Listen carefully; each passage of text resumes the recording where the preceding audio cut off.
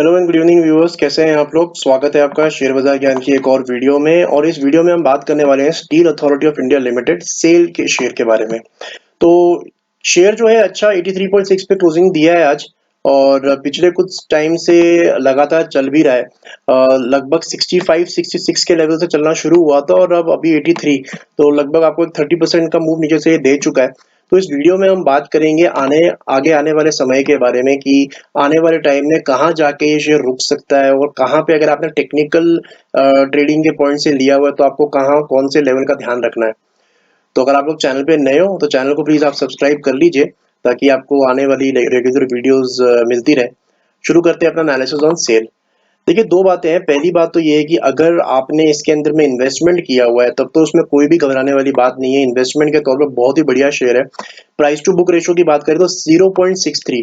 मैंने हमेशा अपने वीडियो में बताया कि जो भी इन्वेस्टमेंट के पर्सपेक्टिव से आप देखते हो उसमें प्राइस टू बुक जरूर देखो।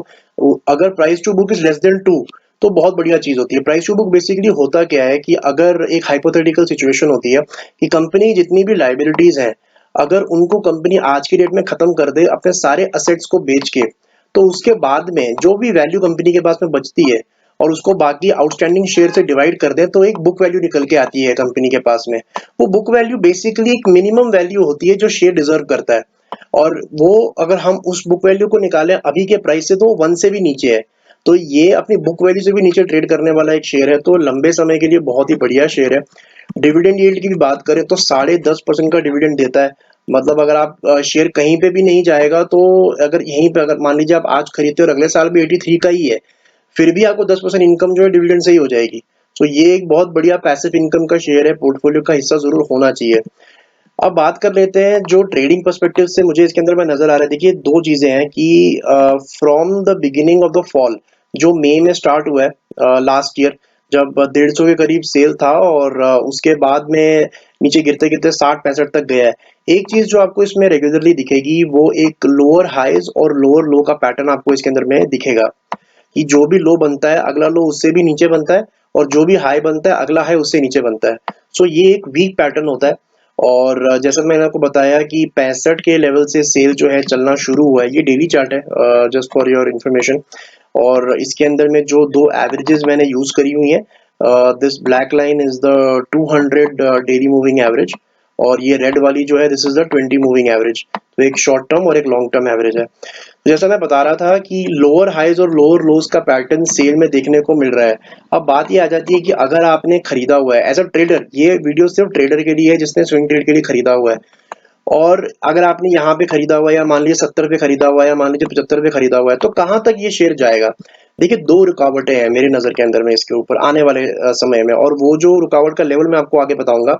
सबसे पहली रुकावट जो है वो यही ब्लैक लाइन है, 200 डेली मूविंग एवरेज। ये सबसे पहली रुकावट है शेयर के अंदर में। और इसका लेवल अभी चल रहा है 90 के करीब। ठीक है, तो आपको 90 का जो है प्राइस वो ध्यान में रखना है। दूसरी चीज, आप अगर मार्च और अप्रैल का मूव देखोगे तो एग्जैक्टली इसी लाइन से इसने एक रिवर्सल दिखाया था। बिकॉज ये बहुत बड़ी एक रेजिस्टेंस होती है किसी भी शेयर में, इतनी आसानी से निकलती नहीं है। और एक बार निकल जाए तो फिर ऊपर की तरफ शेयर अपनी जो है जर्नी शुरू कर देता है। सो पहली चीज तो ये है कि जो ब्लैक लाइन है ये एक रुकावट का लेवल बनेगा। दूसरी जो इमीडिएट इसके अंदर में रेजिस्टेंस है, अगर मैं आपको इसका जितने भी हाईज है उसको कनेक्ट करके एक ट्रेंड लाइन ड्रॉ करके आपको दिखाऊंगा तो एग्जैक्टली 90 पे ही एक और इसका जो है रुकावट बनती है। तो अगर हम इसके हाईज कनेक्ट करेंगे और यहाँ पे इसको छोड़ेंगे तो एग्जैक्टली 90 के लेवल पे डबल रेजिस्टेंस आपको अब दिख रही है। एक तो इस 200 डेली मूविंग एवरेज की और अब इसे एक ट्रेंड लाइन की। तो जब तक ये ट्रेंड लाइन नहीं टूटती, सेल का लोअर हाइज और लोअर लोज के पैटर्न से निकलना मुश्किल है। तो अगर आपने लिया हुआ है एज अ ट्रेडिंग बेट तो आपको 90 का ध्यान रखना। 90 से ऊपर जाना इसका फिलहाल मुश्किल है क्योंकि डबल रेजिस्टेंस है, एक नहीं दो रेजिस्टेंस है। और ऊपर से मेटल स्टॉक्स वैसे फंडामेंटली अभी इतने अच्छे नहीं लग रहे because of the global demand.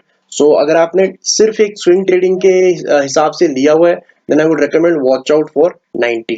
सो ये था मेरा एनालिसिस ऑन सेल। अगर आपका कोई सवाल है तो आप कमेंट सेक्शन में डाल सकते हो। मैं मिलूंगा आपसे अपनी अगली वीडियो में। तब तक आप अपना ख्याल रखें and all the best guys.